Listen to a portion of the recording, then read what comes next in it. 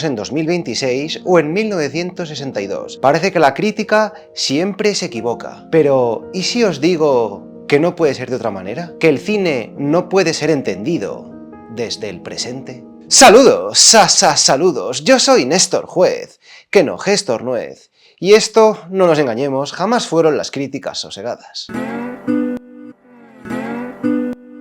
Hola, muchaches. Muy buenos días. Feliz semana cinéfila para todos. Hoy volvemos al canal con un vídeo de reflexión, uno de esos vídeos de onanismo mental en el que seguramente el Néstor editor sufra intentando averiguar con qué imágenes cubrir, con qué recursos tapar al Néstor divulgador. Pero bueno, creo que algo sacaremos de todo este entuerto. En definitiva, lo que vengo a proponeros es una tesis, una reflexión según la cual parece que a lo largo de la historia del cine la crítica siempre se ha equivocado, pero mi idea es que es normal que se equivoque y que no puede no hacerlo, dado que cualquier ser humano estamos condenados y destinados a equivocarnos en tiempo presente con las películas, y voy a estructurar esta reflexión y este discurso alrededor de una serie de conceptos. El primer concepto, y el más obvio, es que estamos todos contaminados por nuestro contexto. La crítica especialmente, cualquier periodista cultural, cualquier divulgador, cualquier comunicador, no puede abstraerse del ambiente en el que vive, de la realidad en la que vive, sobre todo más aún hoy en día, con las redes sociales, con cualquier medio de comunicación, vivimos continuamente contaminados por un montón de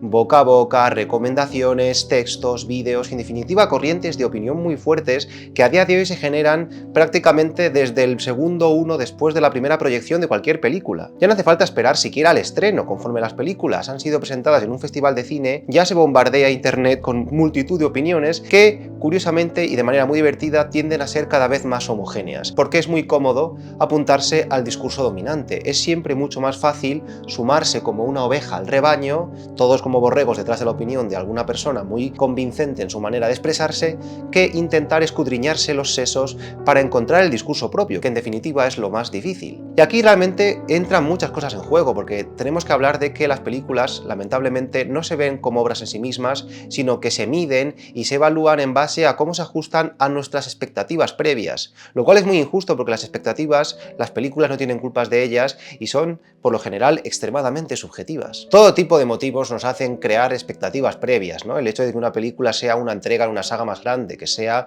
una película más en la trayectoria de un realizador contrastado con décadas de filmografía a sus espaldas, ¿no? Y parece al final que el hecho de que la película nos parezca buena o mala tiene que ver con lo mucho que se ajuste a dichas expectativas, lo cual, una vez más, es bastante injusto, y más aún sobre todo en esta era de grandes propiedades intelectuales, grandes sagas que se extienden entre distintos formatos. Parece que lo importante no es la película en sí mismo, sino cómo esta película es un eslabón de una narrativa más grande, ¿no? Parece que a veces da igual que la película sea buena o mala, sino que el hecho de que se ajuste o no a nuestros intereses y a nuestras expectativas y a nuestro discurso previo, prefijado, hace que la película tenga un juicio positivo o un juicio negativo, ¿no? El hecho de que la película se asemeje o sea un fiel reflejo de la película que nos habíamos montado nosotros en nuestra cabeza, lo cual es una auténtica lástima. El segundo punto de los tres puntos nucleares de mi discurso es que la película tiene diálogos con cine del pasado y con cine del futuro. Las películas tienen mucho más sentido en retrospectiva. Yo creo que este punto es interesante y ayuda a entender mucho más las películas. Kill Bill es una película estupenda, ¿no? Y creo que es una gran película, pero le hace mejor película cómo se relaciona y dialoga con Navajo Joe, por cómo se relaciona y dialoga con Lady Snowblood, con cómo se relaciona y dialoga con Rolling Thunder. Cualquier película de un director contrastado dialoga con todo su cine previo, ¿no? Y eso lo hace más interesante o más jugosa y hace que cosas mejoren. Y también películas que a lo mejor en su momento no parecía que no tenían nada, pues si las vuelves a ver dentro de 20 o 30 años dices, caramba, estas películas tenían la semilla, tenían la simiente, el rasgo de estilo que todavía no había explotado, pero que estaba floreciendo, ¿no? Volviendo a los últimos ejemplos, ¿por qué me parece que Amarga Navidad es una de las grandes películas del 2026? Por cómo dialoga con La flor de mi secreto, por cómo vuelve a aquellos temas que se tocaban en Dolor y Gloria, todo eso lo hace mejor película. ¿Por qué me encanta El día de la revelación? Porque me parece que dialoga con IA, inteligencia artificial, porque dialoga con La guerra de los mundos, porque dialoga con ese cine de los años 70 y 80, tanto de Spielberg como de sus herederos, de los que instauraron el mainstream, por ese toque de peli retro que se hace un auto-homenaje a sí misma, trasnochado y sin tener que atender a modas del presente. Todo eso me parece que le hace una película más entrañable. Porque ahí está uno de los elementos fundamentales del ejercicio de la crítica o el ejercicio de pensar las películas. Las críticas y los críticos no estamos para recomendarte una película porque sea buena o sea mala, o esté bien o esté mal. Eso es irrelevante. No le importa a nadie que una película sea buena o sea mala, o te guste o no te guste. Me gusta o no me gusta, eso es una cosa bastante arbitraria, subjetiva, que no tiene ningún interés y no va a ninguna parte. El gusto es subjetivo y cambiante. La misión no es decir que algo te gusta, la misión es hacer un juicio intelectual, artístico, de valor, que ayude a la gente a entender esa película. Intentar descifrar las películas y aportar unas herramientas, una guía de ruta para que aquella persona que quiere entender la película y relacionarla consigo mismo pueda hacerlo con más facilidad. Las películas nos ayudan a entender el mundo, son herramientas que nos ayudan a descifrar el mundo, a relacionarnos con el mundo y también a entendernos a nosotros mismos. El cine de los 90 lo ves ahora y es mejor que en los 90. Lo comparas con el cine norteamericano de ahora, en el cual la fotografía ha perdido toda gracia y toda razón de ser, y ahora el cine es un cine que encuadra sin interés, que todo es fotografía digital lavada, estándar, con poca textura de imagen, sin colores interesantes. Y claro, tú vuelves a películas de los 90 donde la fotografía tenía nieblas, claroscuros, neones, reflejos. Muchas de aquellas películas de los 90 que en los 90 eran malas, las ves ahora y dices, qué maravilla. Y al revés, hay películas que dices, hubieran sido mejores en el pasado. Eso pasa mucho, películas que las ves y dices, esta película está bien, es buena, pero llega tarde. Esta película, si se hubiera estrenado hace 20 o 30 años, nos habría encantado, pero como ya es un tipo de cine que conocemos demasiado bien, ya no nos sorprende, ¿no? En la línea de esto, traigo un micropunto muy pequeño, voy a ser más breve, que es la idea de que toda película tendría que ser vista más de una vez. Claro, esto es la auténtica falacia que no se puede llevar a la práctica. Una cosa es la teoría y otra cosa es la práctica. Y esto en la práctica, a menos que seas un desempleado encerrado en tu guarida, que no sale a la calle, que no tiene vida familiar, amorosa, sexual, que no viaja, no hace nada, bueno, pues esa persona puede hacerlo, pero el resto de seres humanos no podemos. Pero tiene sentido, porque por mucho que tú te afanes en decir, y en mi caso creo que es bastante cierto, que tú estás pendiente del tono, la atmósfera, el lenguaje cinematográfico, las interpretaciones, la música, las sensaciones, el entramado formal, en el primer visionado estás distraído por el argumento, por seguir la trama, y que despiste otras tantas cosas. Por lo tanto, habría que ver la película una segunda vez por lo menos para apreciar todo lo demás. Pero claro, no disponemos del lujo del tiempo para poder hacer eso. Un crítico cuyo sueldo dependa exclusivamente de la escritura cinematográfica, pues está marcado por la obsesión de la fecha de estreno. En el caso de Cannes, un festival de cine tiene que estar a la mañana siguiente, entonces tienes que vomitar tu juicio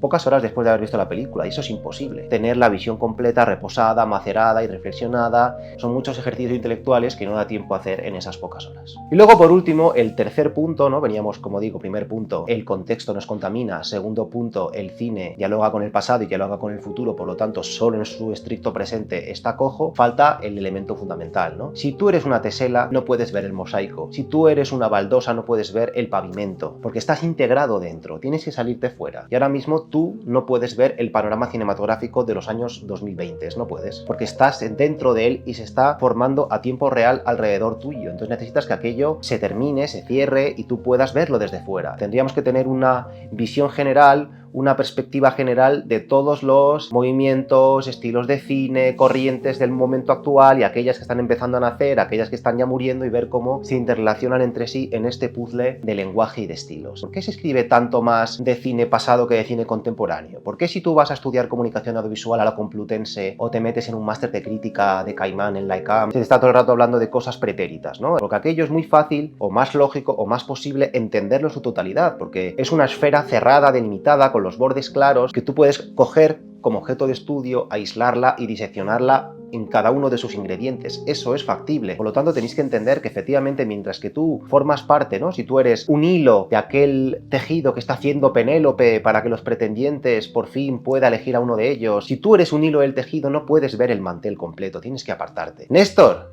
¿es todo esto una excusa para defender a la crítica a la cual realmente no debes nada? ¿Es todo esto un motivo por el cual te quieres poner la tirita antes que la herida y decir, no, es que nosotros hacemos lo que podemos, pero es imposible hacerlo bien? No, no es eso. Yo reconozco que hay muchos casos de críticos que aciertan y que incluso en el presente acertaron. La gente que a lo mejor en el año 2007 supo ver que Speed Racer era la gloria, ¿no? Esa gente está ahí, ¿no? Manu Yáñez, tal. Tú sigues Cannes desde Twitter, sin ir a Cannes en tiempo real, y piensas, jo, la peli importante de Cannes es la sustancia. Y es mentira. Todo eso es mentira. Eso es ruido mediático. Las pelis importantes de Cannes eran May December de Todd Haynes, las pelis importantes de Cannes era Cerrar los ojos de Víctor Erice, eran esas las pelis importantes. Las buenas eran esas. Pero claro, es difícil darse cuenta en el momento porque te dejas arrastrar por las corrientes mediáticas que derivan el ruido en esa dirección, ¿no? Igual que este año. Estamos todos bajo La Bola Negra, Fjord. Estoy convencido que ninguna de esas es la peli buena de Cannes. La peli buena de Cannes, yo tengo la teoría que es es la peli de Artur Harari, la de La desconocida, hasta que no la vea no lo puedo corroborar. Lo que quiero decir con todo esto es que es muy difícil tener la mirada limpia en el momento, por lo tanto es inevitable que la crítica y las personas y cinéfilos nos equivoquemos, pero también os digo, benditas equivocaciones. Ahí está la gracia, porque si no sería muy triste que todos tuviéramos siempre lo cierto, porque significaría que el discurso está muerto, que todo es predecible, que todo se sabe de antemano, todo es nítido, y no, todo es afortunadamente difícil de descifrar. Que ahí está el desafío y lo que hace las películas interesantes, ¿no? O sea, la crítica está para aportar valor al discurso alrededor de las películas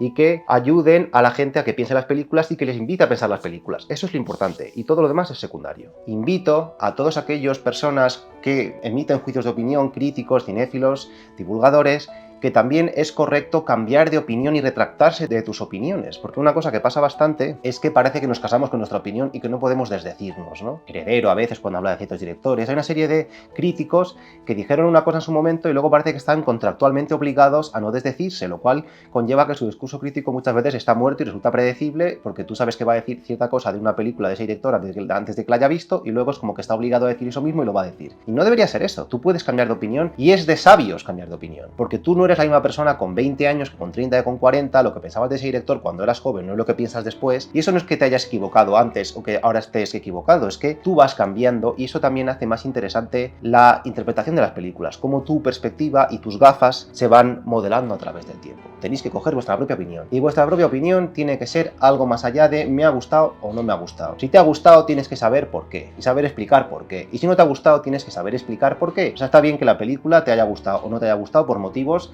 de peso. No, es que no me ha gustado porque sale este tío rubio que parece muy feo. Bueno, pues vaya razón de mierda. No hablamos tanto de pelis buenas o malas, hablamos de películas que nos parezcan más interesantes o menos interesantes. Yo estoy más por el cine interesante que por el cine bueno. Así que tenemos que ser interesantes y pensar las películas de una manera un poquito más compleja nos hace más interesantes y hace nuestra visión del mundo más interesante por consiguiente. Bueno, pues nada, señores, hasta aquí llega la chapa. Como bien veis, primer vídeo en mi nuevo hogar. Tengo la intención este curso de hacer directos. Seguramente a partir de septiembre tendréis un directo a la semana. No descarto hacer alguno en agosto. Como siempre, si te ha gustado este vídeo, deja un me gusta, compártelo con tus amigos y, por supuesto, apúntate a la conversación. Deja tu opinión en comentarios. ¿Qué piensas de todo esto? ¿Cómo lo ves tú? Si pinchas aquí, podrás suscribirte al canal, y si pinchas aquí, verás otros vídeos que tal vez te gusten. Nos vemos en algún momento indeterminado del futuro, y hasta entonces, como siempre, amad el cine, ved muchos peliculones, sed felices y comed predices.